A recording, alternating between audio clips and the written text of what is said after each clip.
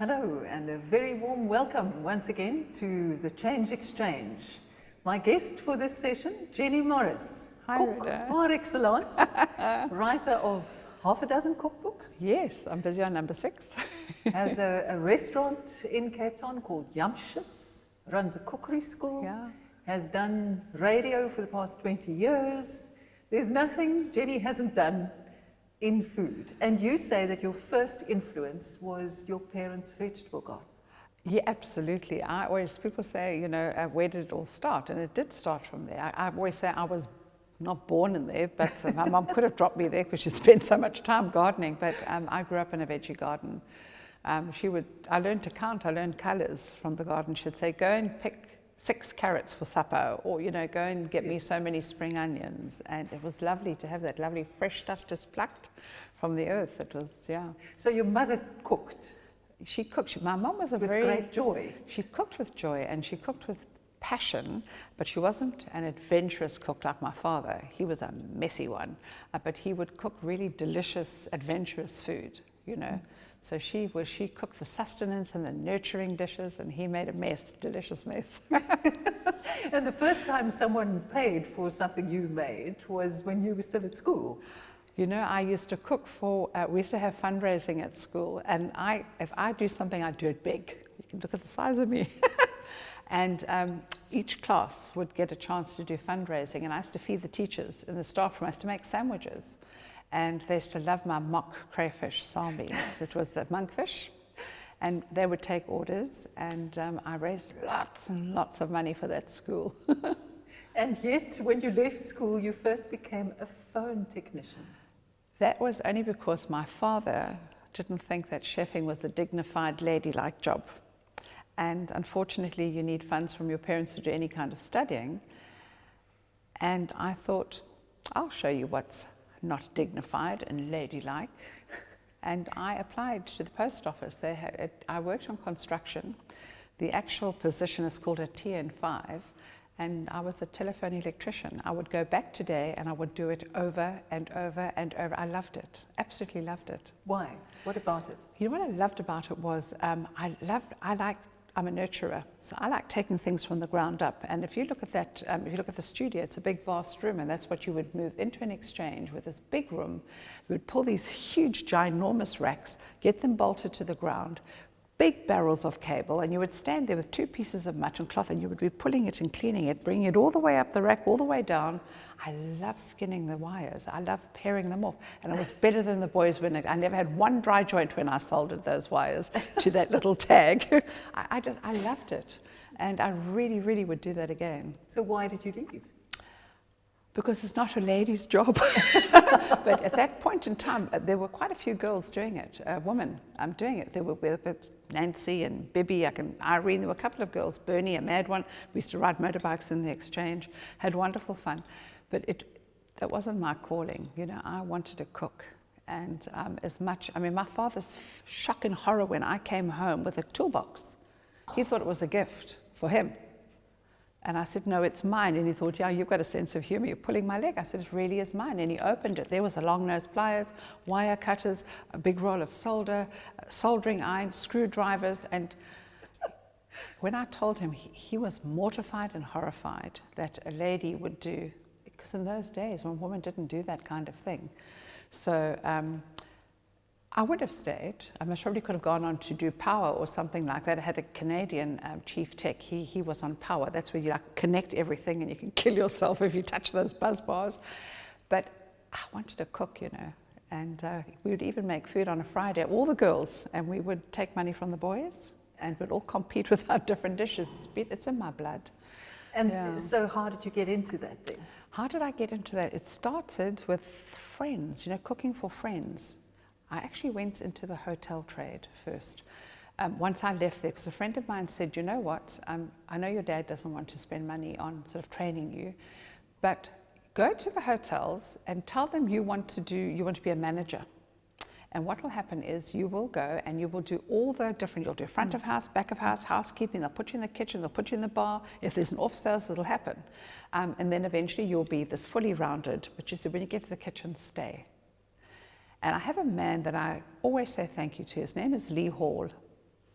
And he used to manage the Los Angeles Hotel in Musgrave Road in Durban. And he allowed me to come on board and do this thing. And I really did stop once I was in the kitchen. And I wasn't welcome in that kitchen because I had all these huge, big, burly men. There were no women with these big steaming pots. To me, I hate food like that because it's like just clap everything in the pot and cook it, you know. And I said to him, we have this ladies' bar, the King Cotton. You have such potential. Why are you not selling lunches? Every day you could have a different, lovely, refined food in here. And he said, well, how on earth are you going to get that right? I said, give me the opportunity. He says, if you can get those ones in the kitchen to listen to you, then I would. Then you can do it. And I made him get me a CB radio and put a huge, big aerial on top of the hotel. And my CB name was Love Child. But no one ever knew it was me, Rita. And I would say, okay, we're having this and that and that and that at King Cotton. Everybody would come and Love Child was never ever there, you know, because they never knew it was me. But to get those chefs in the kitchen to allow me to do what I did, I would go and say, oh, this smells so delicious in here. Can I have a taste? And it wasn't. It was like really... Course. Course. And I'd say, oh, this is so nice. But what would happen if you added this or put this or put this? And they would say, hamba kosazan, and kick me out of the kitchen. Next day, they would say, izapa kosazan, and call me. They'd done it. Maybe I have a way with men and pots, I don't know. They started changing the food. So Lee Hall gave me that wonderful opportunity, you know, so every day there would be a fish on this day and a curry day and an Italian day and a la la la la la. And I knew then that now I can never go back. I have to go forward. So it started with that. And then I moved to Cape Town to be with my husband, my second husband. And well, I suppose the rest is history. I ran up the electricity bill. All that water, friends would bring ingredients and I would cook for them basically and not charge. And he said, you've got to turn this into something viable. But the first time you, shall I say, pretended to be a caterer, you weren't yet. No. But someone asked and you just said yes. Tell the story. You know what? A friend of mine said to me, one of the friends that I used to cook for, she said, there's a kiosk going in St. George's Mall. Would you cook for me? So I said, I don't know if I really want to commit to cooking, you know, every single day for someone. I'll take a financial interest. And she said, okay, we can be partners. We went down, we had a look at it. It was very tiny, had a microwave and nothing. So the man selling it said, I said, but who are you supplying here? So he said, no, we do BMW catering and we do this and we do. I said, oh, really? So I'm not one to just take things on face value and on the surface. I went to BMW and I said, you know, I believe that catering comes out of this kitchen. And they said, well, actually, it's only really pizza. Who are you? I said, I'm a caterer.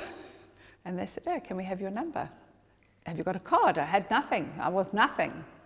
And gave the number, and literally 3-4 days later, they phoned and said, we've been let down by our caterer. So I phoned my friend and I said, listen, do you want to be a caterer? And she couldn't cook, she could drive, and she meticulously packed. She was a very good organizer. So she said, yeah, let's do it. And it's amazing. I phoned back, I said, yes, I can do it, but I need time. You know, how much time have I got? They said, well, we need it at 6. This was around about 3:45, and I thought, oh, God, okay. Yes, we'll do it. We're 10 minutes late because Badencross Street and that traffic, as you know, is not very easy. And then how many 10 people? Days. That was only for about 12 people. Oh. But still, it was lots of food. You see, I never learn. I want lots of things. Instead of saying, I'll give you 3 dishes, I'll give them like 20. So 10 days later, they said, could you do us a boardroom lunch, which we did. And then they kept using us. And then the third job was an art exhibition for the Dutch Embassy. And from that, it just grew. Prince Charles came out of that, or Sir David Wilcox first came out of that. Prince Charles came out of that. Explain. Yes. Well, the British High Commissioner happened to be a guest at that function, and they called me in and said, would you consider doing the Sir David Wilcox, you know, it's his swan song, and we're having this thing at the... Was he the Consulate General? Oh no, it was Merv.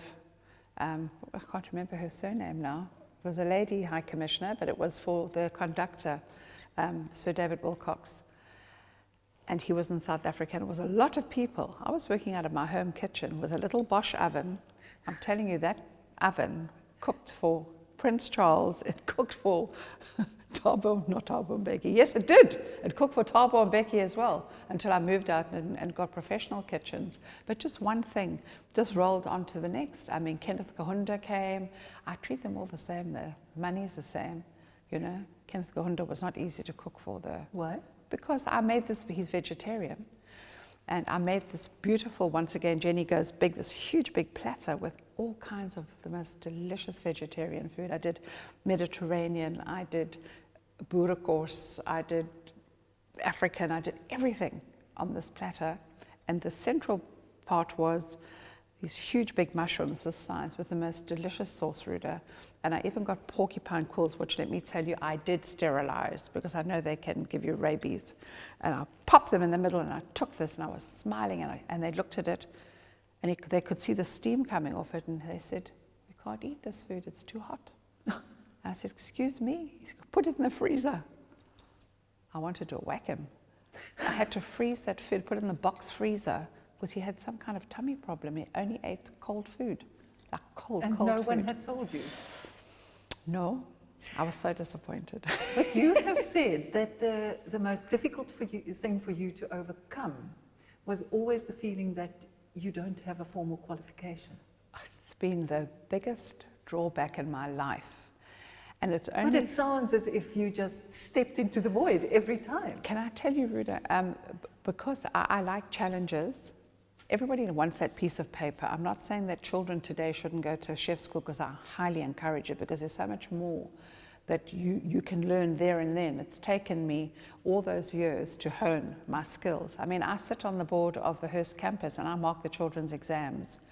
I never had lecturers. I had to go out and find out for myself and work alongside people, but nothing is impossible. Impossible becomes I'm possible. Just give it a little, you know what I'm saying? I'm possible.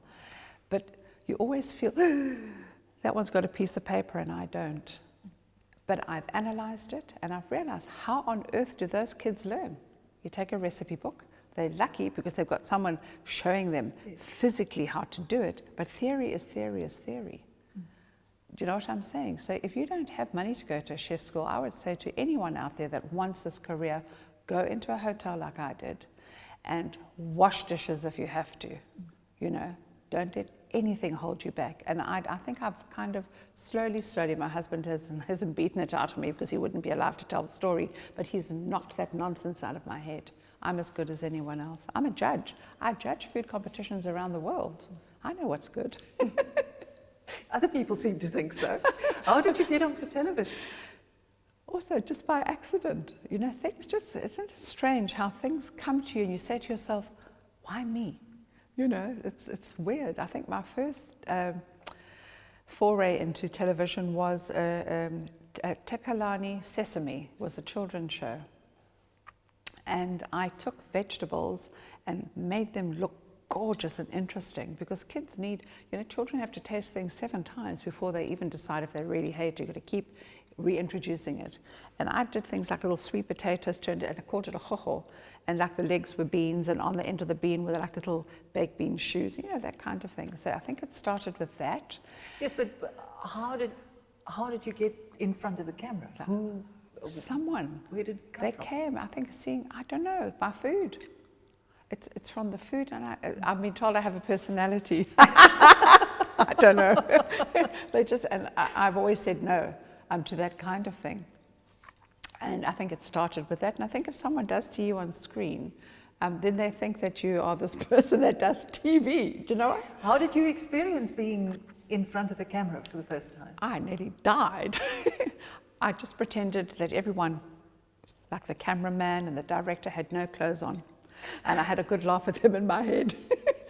I don't know, I think I was very lucky that the crew, I think crew makes a big difference. Too, they relaxed me and they said, it's fine, just be yourself. And I can't be anything but, I'm not an actress, you know, I would never be an actress. And I just was Jenny.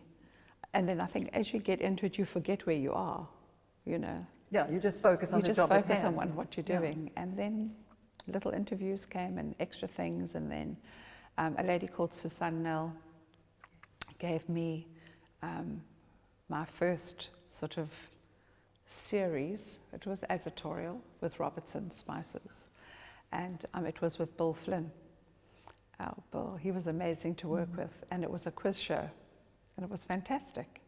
And then there was 13-week, and then I did a thing with Yvonne Chaka Chaka, and it was with Tastic Rice at the time, because a lot of these things are driven by products, and that was called Murphy's Meals, and she was so delicious too. We're still great friends to this day.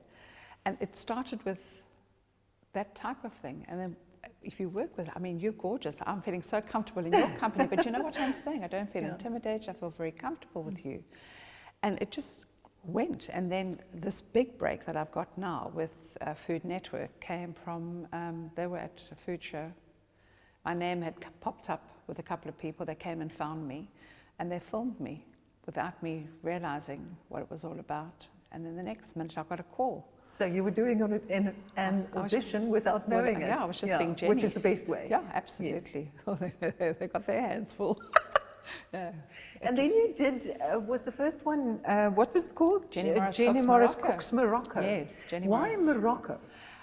One of the other things that I do is, and this stems from my father-in-law, from my first marriage, Uncle Tony Esposito.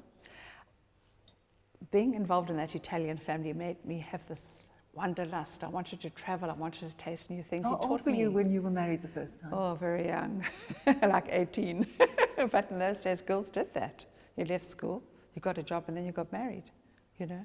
So did this kick open the world for you? Well, it kicked open my vision of what I thought the world was all about, you know, and it made me want to. Just remember, it was my first romance, my first boyfriend, and I married him.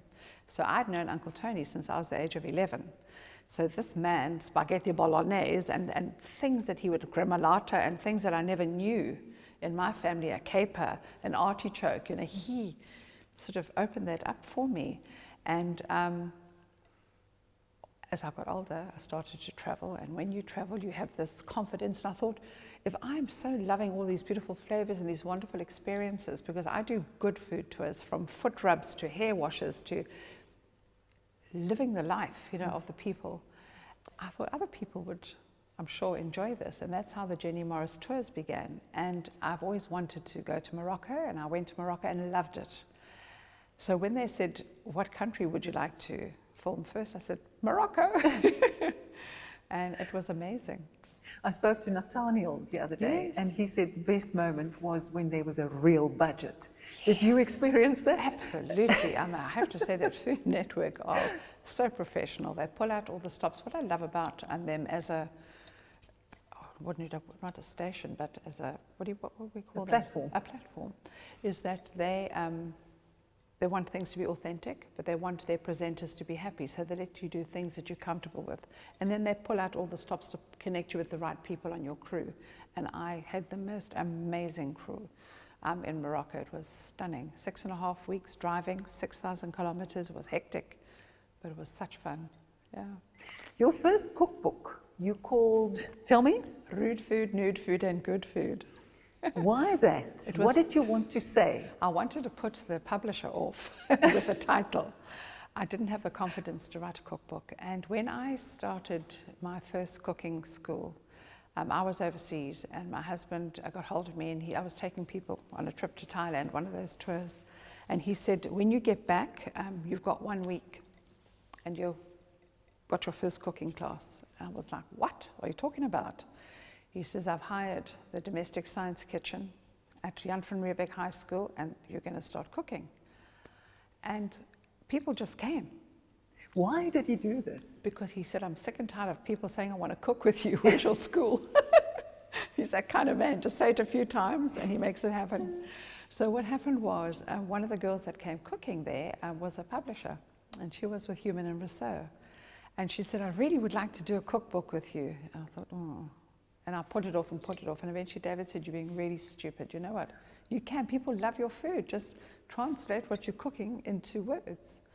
So when she eventually asked me again, hugged me, I said, I tell you what, I want to call this book Rude Food, Nude Food, and Good Food.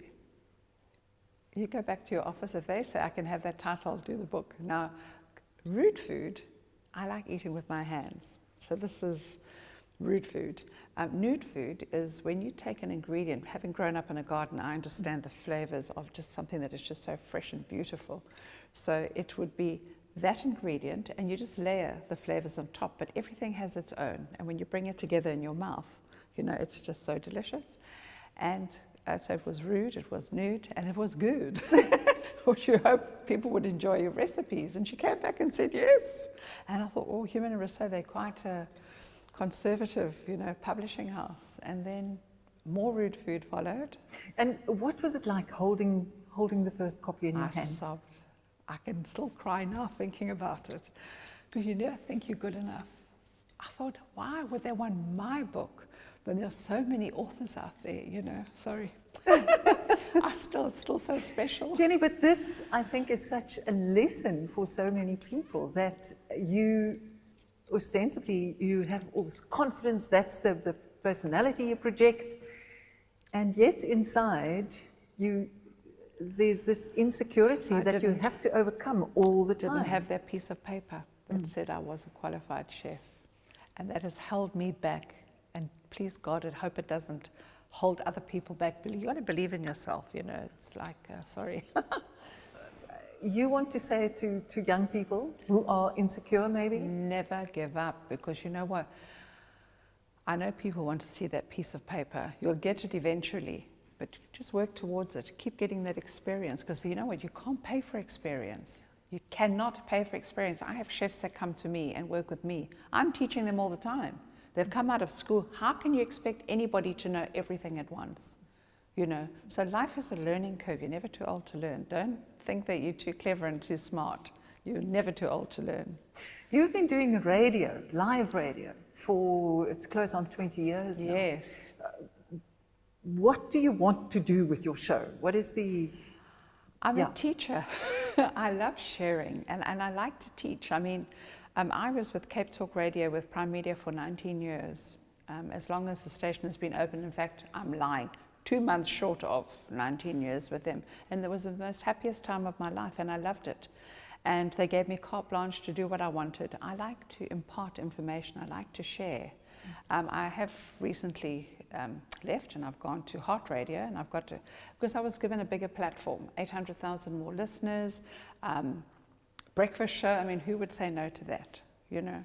But once again, I haven't changed what I do, because I did a show the other day where people were sort of coming on Facebook and on social media saying, but I didn't know that about a potato. I love it. Do you know when you can share something, and when someone tells you something you don't know, you can add it to your repertoire?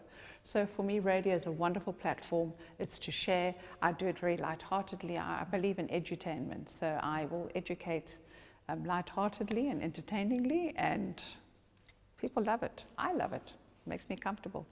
And now you've opened a restaurant. Is this your first one? But I had the little coffee shop in the museum, and then I had many, many years break. That said to me, when I had the museum coffee shop, I said, never again. How can you work off a menu that is so boring? Do you know what I'm saying? And we had to relocate our cooking school. It's called the Cook's Playground, which is just opposite the Cape Quarter. The building was being demolished, and we needed somewhere to go. So we thought, why don't we buy a property? It's an investment in the future, things like that. Couldn't find anything that ticked all the boxes. Beautiful space, but it wasn't safe for ladies to come on their own at night. Do you know what I'm saying? There were lots of empty boxes there that couldn't be ticked.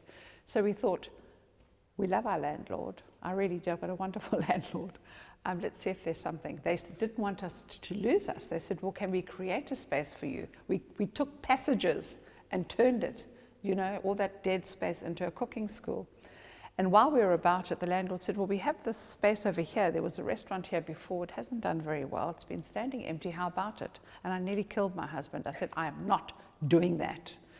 And he was like, why not? I said, because it will bore me to death. I don't want a 140-seater, for goodness sake, and I must work off this menu. I'll kill myself. And they'll come for something tonight and then want the same thing next week. Forget it. They want the same. I said, but I tell you what, because I don't want arguments, if you give me a big fridge that my body can fit in twice, and I can put anything I want in there, and I'm not working at nights. So it was breakfast and lunch. then I'll consider it. And I'll have a very light menu on the side. Because you see, Why Rhoda, the big fridge? because I want to put my dreams into that fridge. I dream food every night. I dream about food every night of my life. Take my cell phone out of my bag now and go and have a look on my OneNote.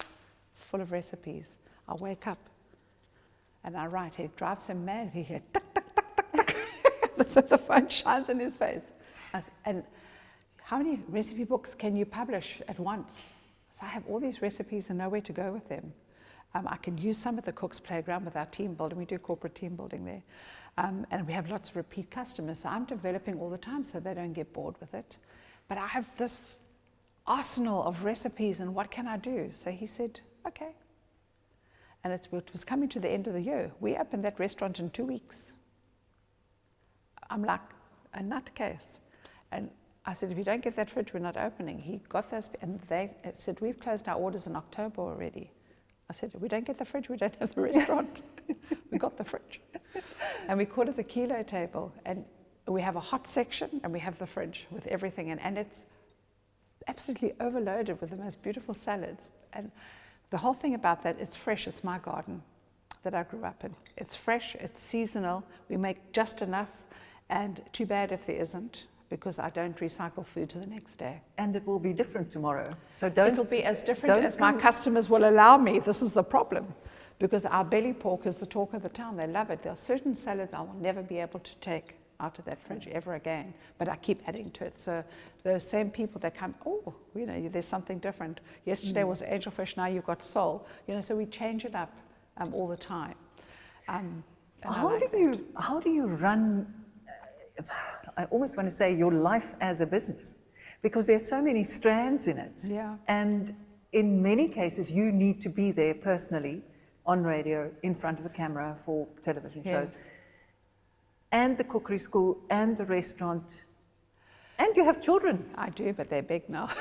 But it's time management, really. I mean, I turn so much work away because I believe that if you can't do it properly, don't take it on, because you can spoil and ruin everything. Can one delegate the kind of thing yes, you I do? Not everything, because I'm such a control freak. But the cooking school, I've started to leave. I haven't left it alone, but I have delegated. I've got someone who knows this is my way, and this is the way I like it, and they do it. At the restaurant, my staff know that don't be offended if I turn it and send it back to the kitchen and reject it. So they know exactly what I expect. I make them taste and eat everything that is on that menu so that they know that this is what the taste is. Not all of us have the same taste bud or diet or background. And I will never forget the one young lady took the fish sauce and she was throwing the fish sauce into the seaweed salad. And I thought, that's not going out, because I can see you know what fish, it's pungent, it's overpowering. So I just took them all in the kitchen and gave them a little plastic teaspoon. I said, da-da-da-da, now eat. No, you have to eat, you have to learn the ingredient. They nearly died. But that never happened again. Do you see what I'm saying? Because they learn by example. So they know what is acceptable and what is not. So I've been able to travel. Lindsay, who's my future daughter-in-law, is just, I proposed to her. She's definitely who I want in my son's life. And he loves and adores her, and they will get married. But Lindsay left the world of finance to join the family business. And ultimately, the children will run that business. It's for them, and I'll go on to the next thing. But she knows exactly what we expect, how it should be done. So I can delegate. I can. In that way. But I do I never stop. I mean, I cook. I was cooking this morning before coming out to meet with you. So how did you put this family together? Where did you were married briefly when you were young? I was young. I married my first childhood sweetheart. And then David, who's my current husband of 33 years, I have 2 sons with him. But how did you and he meet? And how did At you that decide very same hotel. How did you decide that he was the right one? I didn't at the time. I didn't even like him. How did he convince you? I don't know. It just happened. You know, I think love grows out of friendship. It really does. I think if you like someone, you can so easily fall in love with them. And I think you need to like the person you're in love with, because as you get older, everything else goes out the window, you know. And if you don't have friendship, what are you going to talk about? So I met him at the Los Angeles hotel. His business is electronics, and he was an importer of sound and lighting. And he actually revolutionized the discotheque industry in South Africa, because he worked overseas for many years, brought back Light Lab and all kinds of different things. I don't know if you remember, in Johannesburg there was a club called Q's, was a supper club, and he built that, and he put in those days in 1982 like 700,000 rands worth of equipment. Can you imagine what that is today? And he was busy fitting out some of the places there, and we just would eat that horrible food at supper time when all the staff got around a table. I liked him as a person. Met him again another year after my divorce, funnily enough. So he wasn't the reason for my divorce. Met him a year later when I was poached by an ex-boss at a hotel, and he said, oh, this is David Morris, and he's putting in Ruby Tuesday, this club. I said, I know him. And all the staff got together one night. We invited him to join us, and we just picked up, this friendship where it left off, and it developed from there. And over the years, he has now become part of the business. He has. It's so funny because this business has grown. He's always been such a wonderful support, and always interested in what I do and in supporting me. But this just has grown and flourished that he had to stop what he was doing and join me. So it's our business, not my business. It's family business. And the boys? You have two sons. I have three. I have one in the UK. His name is Wade. He's 41. He's got a little girl, so I'm a grandmother. I have my first granddaughter. She's too bright as she's like a bright little star, that one. And then I have Darren, who's the middle boy. He's in IT. And then I have Ryan, who does medical and security. So, and we're a very close family. The kids actually like going out with us and being with us. Aren't I lucky? Yes, you are. But it's also what you put in is what you get out. Absolutely. How did you manage it when they were little when and they you were small, so busy? Well, the thing is, once again, you need a good support system. And their father, the most wonderful daddy on earth, was there, and the children, funnily enough, they all can cook, and they cook. Ryan, the youngest one, I mean, you must see that kid. I could phone him and say, make me a pasta dough, or make me a bread dough. Should we have pizza tonight? I say, make the dough. If he wants it, you make it. Make me a tart tartane. We've always brought them into the business. Darren, who's my middle child, when we had the museum cafe, we worked 6-7 days a week. We never had a day off, and we were invited to the Table of Unity, and I said, I can't go. What's the Table of Unity? In the old days, we used to have it on Table Mountain, and then that money would go to charity. It was that long table. And they said, no, please, we really want you up there, And Darren said, Mummy, I can run the restaurant. He was 12 years old. And I was like, he said, trust me, I can do it. I said, well, we're just up the road. We can always come down again. And that child ran that restaurant. For how long? For the whole day. I wouldn't have expected more from him, but what I'm saying is they've always been involved in our business. No, to keep a restaurant going for a day is a thing. It was a huge thing, but they were always at work with us. At the cooking school, Ryan never missed one radio show. Can you believe it? For all the years I was at Cape Talk until he was about 15. He came every single Saturday to the radio station. So it's not because we forced them, they wanted to be involved in what we did. And I think it's been good for them.